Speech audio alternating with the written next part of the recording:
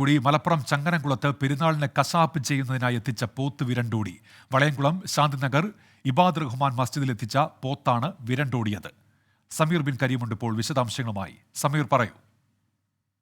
ഉന്മേഷ്, ഇന്ന് ഉച്ചയ്ക്ക് 12 മണിയോട് കൂടിയാണ് സംഭവം ഉണ്ടാകുന്നത്. ഈ വളയംകുളം ശാന്തിനഗറിലുള്ള ഇബാദുർ റഹ്മാൻ മസ്ജിദിൽ ബലിയെറുക്കാനായി എത്തിച്ച പോത്താണ് ഇത്തരത്തിൽ വിരണ്ടോടിയിരിക്കുന്നത്. ഈ പള്ളിയുടെ ഭാഗത്ത് നിന്ന് 3 കിലോമീറ്ററോളം അപ്പുറത്തേക്ക് പോത്ത് ഓടുന്ന ഒരു ഘട്ടം ഉണ്ടായിരിക്കുകയാണ്. പിന്നീട് നാട്ടുകാർ ഇടപെട്ട് 4 ഭാഗവും മതിലിനാൽ ചുറ്റപ്പെട്ടിരിക്കുന്ന ഒരു ഭാഗത്തേക്ക് പോത്തിനെ ഓടിച്ചു കയറ്റി നിലവിൽ നിയന്ത്രണ വിധേയമാക്കിയിരിക്കുകയാണ്. പോത്ത് വിരണ്ടോടിയതിനു ശേഷം 2 ബൈക്കുകൾ പോത്ത് കേടുപാടുകൾ സംഭവിപ്പിക്കുന്ന ഒരു സാഹചര്യം ഉണ്ടായിട്ടുണ്ട്. നിലവിൽ ഈ പോത്തിനെ ഇവിടെ നിന്നും പള്ളിയിലേക്ക് മാറ്റാനുള്ള ശ്രമങ്ങൾ ആരംഭിച്ചിരിക്കുകയാണ്. ശരി, സമീർ ബിൻ കരീമാണ് വിവരങ്ങൾ നൽകിയത്.